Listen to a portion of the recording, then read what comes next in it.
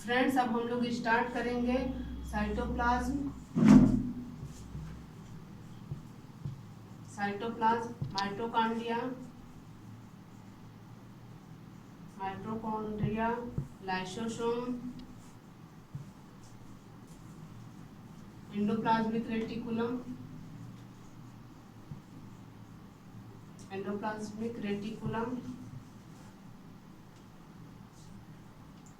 And Golgi body से related question को start करेंगे। क्वेश्चन स्टार्ट करने से पहले थोड़ा सा हम थ्योरी पार्ट सब में थोड़ा देख लेंगे। जैसे पहला टॉपिक लेते हैं साइटोप्लाज्म। ये है साइटोप्लाज्म। तो साइटोप्लाज्म में क्या है? जिलेटिनस मटेरियल है इनसाइड सेल के अंदर का जिलेटिनस मटेरियल है, जहाँ की सारी केमिकल एक्टिविटी होती है। जैसे कोई सेल है, ये सेल है, ये न्यूक्लियस है, इसके अंदर जो भी जिलेटिनस मटेरियल है प्रोटोप्लाज्म से बाउंड है उसको हम साइटोप्लाज्म कह देंगे। Except nucleus, gelatinous material bounded by protoplasm, except nucleus is cytoplasm. इसको पॉइंट से लिख लेते हैं।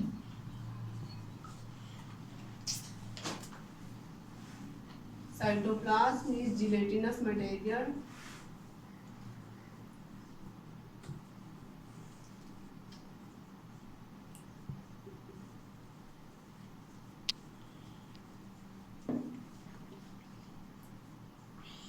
that is bounded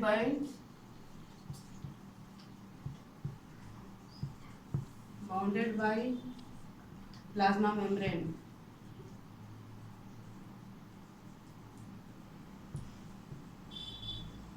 except nucleus। यानी साइटोप्लाज्म के अंदर अगर न्यूक्लियस को हटा दिया जाए तो जो भी जिलेटिनस मटेरियल है वो क्या होगा? सेल के अंदर अगर न्यूक्लियस को हटा दिया जाए तो जो भी जिलेटिनस मटेरियल होगा उसको हम साइटोप्लाज्म कहेंगे। दूसरा क्वेश्चन है, अगर कोई सेल, अच्छा ये साइटोप्लाज्म जो होता है इसमें क्या क्या होता है? साइटोप्लाज्म कंपोज्ड ऑफ, जो भी साइटोप्लाज्म होता है वो कंपोज होता है water,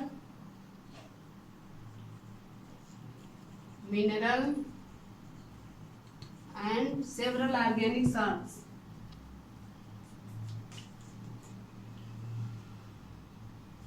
and various organic salts।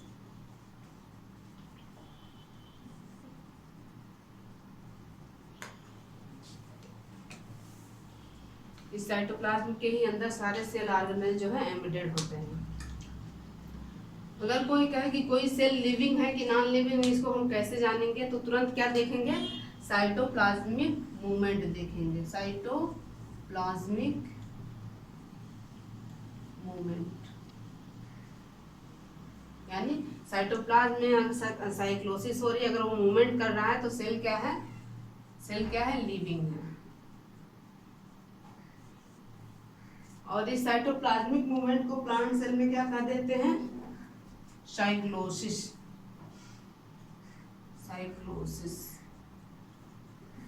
और इसी साइटोप्लाज्मिक मूवमेंट को हम कह देते हैं स्ट्रीमिंग मूवमेंट।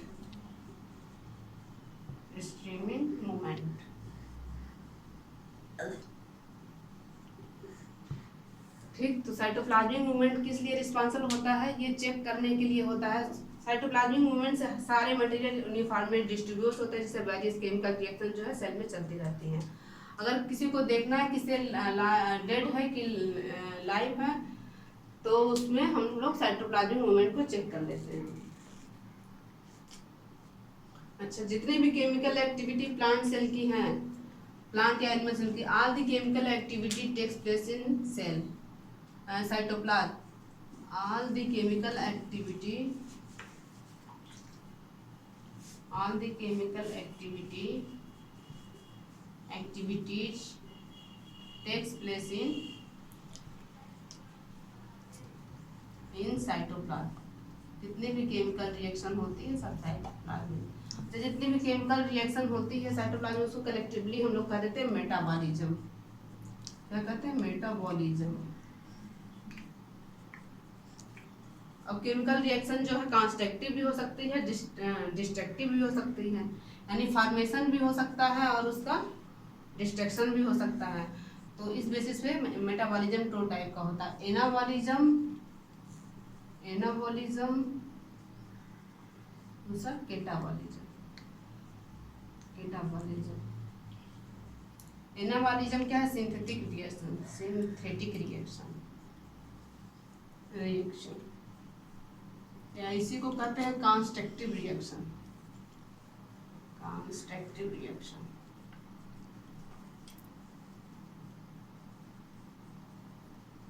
ठीक। और केटाबॉलिज्म क्या है, ये डिस्ट्रक्टिव रिएक्शन।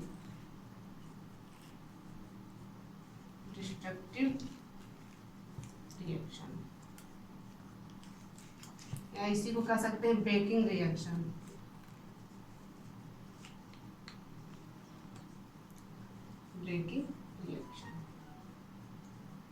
ठीक, तो ये हो गया।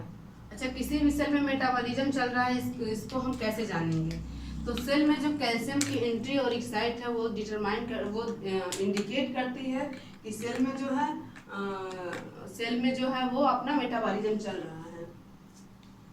तो लिख लेंगे point, movement of calcium ion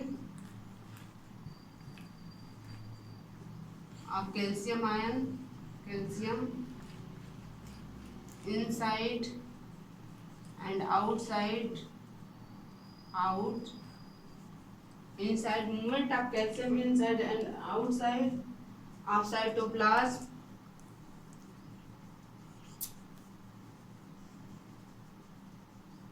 is signaling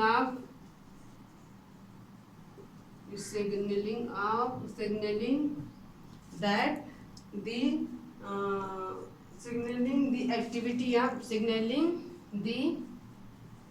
activity of metabolism.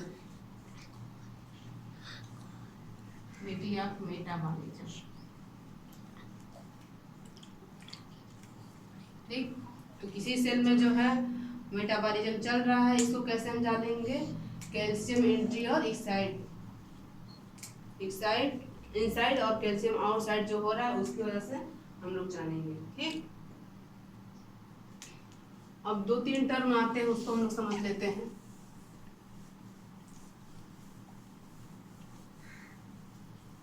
पहला साइटोप्लाज्म हो गया, एक टर्म आता है प्रोटोप्लाज्म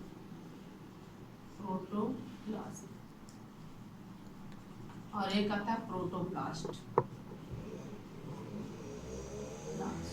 ठीक, साइटोप्लाज्म, प्रोटोप्लाज्म और प्रोटोप्लास्ट, ये 3 टर्म है, इसमें डिफरेंस समझ लेते हैं। कोई सेल है, ये एक ही दूसरी सेल है। अगर सेल के ऊपर जो है सेल वॉल है, ये सेल वॉल है, ठीक, ये सेल वॉल है, ये सेल वॉल है, सेल वॉल को हटा दिए, यहाँ न्यूक्लियस है, तो सेल वॉल को हटा देने पे जो भी बचेगा उसको कह देंगे हम, ये क्या है, प्रोटोप्लास्ट है, प्रोटोप्लास्ट। ठीक, मतलब cell without cell wall is protoplast, cell without cell wall क्या है, प्रोटोप्लास्ट। अच्छा, एनिमल सेल में सेल वॉल नहीं होता है, तो एनिमल सेल जो है क्या होती है, प्रोटोप्लास्ट। एनिमल सेल जो है प्रोटोप्लास्ट होती है। ठीक, अब प्रोटोप्लास्ट टर्म समझ में आ गया। साइटोप्लाज्म आ ही गया कि अगर न्यूक्लियस को हटा दिया जाए तो जो भी जिलेटिनस लिक्विड मटेरियल बचेगा उसको हम लोग कह देंगे साइटोप्लाज्म। ठीक, यानी साइटोप्लाज्म क्या लिख सकते हैं, साइटोप्लाज्म को लिख सकते हैं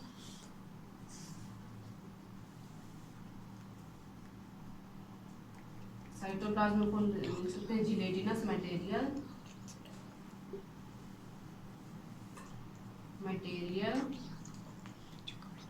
inside cell cell plus plasma membrane, plasma membrane. यानी जब साइटोप्लाज्म को हम कहेंगे तो इसमें हम लोग न्यूक्लियस को कंसीडर नहीं करेंगे। अगर बात आ गया प्रोटोप्लाज्म का,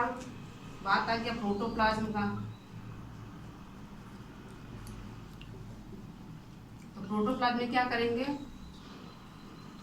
जिलेटिनस मटेरियल इंक्लूडिंग न्यूक्लियस। ठीक, तो साइटोप्लाज्म, इसको लिख सकते हैं साइटोप्लाज्म प्लस न्यूक्लियस। ठीक, यानी ये सेल है, ये एक सेल है, ये सेल है। ठीक, अगर इसमें से न्यूक्लियस हटा दिया जाए, ये साइटोप्लाज्म हो गया, और इसमें अगर न्यूक्लियस ले लिया जाए तो ये जो भी अंदर मटेरियल है वो प्रोटोप्लाज्म हो गया, प्रोटोप्लाज्म हो गया। तो साइटोप्लाज्म प्लस न्यूक्लियस इसको लिख सकते हैं, या न्यूक्लियस में जो लिक्विड मटेरियल होता है उसे न्यूक्लियोप्लाज्म कह सकते हैं। तो प्रोटोप्लाज्म जो है, प्रोटोप्लाज्म किसको कहते हैं, कह सकते हैं साइटोप्लाज्म प्लस न्यूक्लियोप्लाज्म। ठीक, तो सेल विदाउट सेल वॉल जो है प्रोटोप्लास्ट है। Plasma membrane and liquid material inside the cell जो साइटोप्लाज्म है। Plasma membrane gelatinous material plus nucleoplasm या न्यूक्लियस को ले लिया जाए तो प्रोटोप्लाज्म है, और साइटोप्लाज्म में क्या है, gelatinous material plus plasma membrane.